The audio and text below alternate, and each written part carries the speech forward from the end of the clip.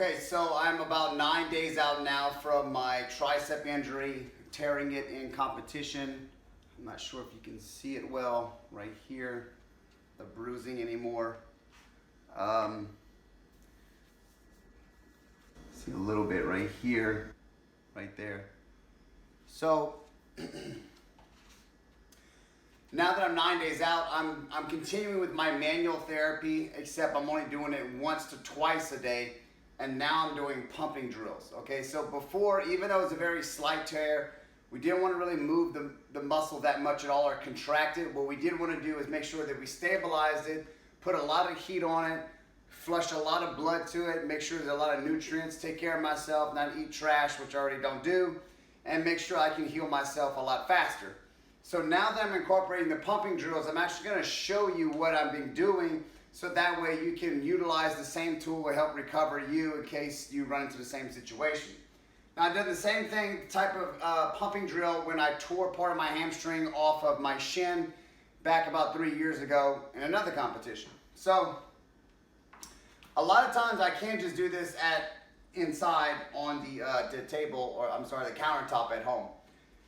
Okay, so initially the first time I strained the muscle is when I did an explosive mid-ball chest pass, all right, in the in range of the motion of the tricep, okay? It hurts more in that area right there when it gets pulled and elongated. So I'm not doing anything up here right now. That's a little bit too painful. So what I'm going to do is just work on the in range except in the horizontal plane.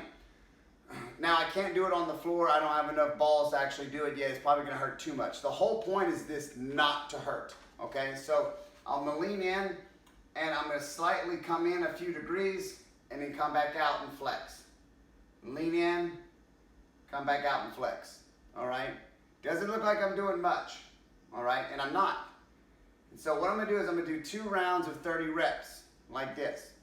And what I'm doing is I'm creating specifically right in that joint angle range of motion more blood flow to the tendon.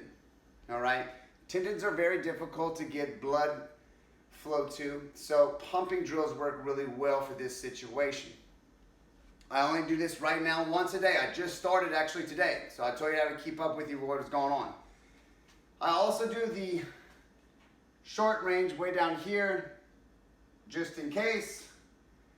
It helps flex the lat a little bit better because I do have a tear slightly, I think, in the lat too. I do feel a little bit when I pull, it pulls here. It's still a little difficult to tell when I'm in that long range because it begins to hurt so much that it feels like that might be severely strained. So regardless though, the pumping is going to help rectify the situation regardless. It won't make it worse unless I just start working out like a fucktard. Now, one thing I am doing when I come into my weight room is, when I see this, the fat grips, I'll use my fat grips. These are yes for alls. I have a couple of different pairs. I kind of like these a little better sometimes. What you can't see in the video is that I'm actually really squeezing, and I mean squeezing the shit out the bar to the point where I'm done with the 30, I almost have a cramp in my thumb.